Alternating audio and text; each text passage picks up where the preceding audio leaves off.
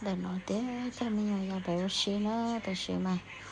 rồi cho xuống gạo cho út cho nó đòn rõ gì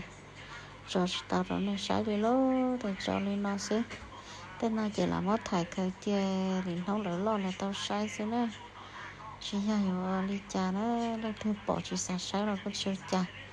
mà chỉ là mất thải cái kia nó nghe nhỏ lo nhỏ tao sai xí cho tao cho xuống nhà thì là cho gạo thế chỉ thế cho chỉ lấy thế một lúc sốตัวนะ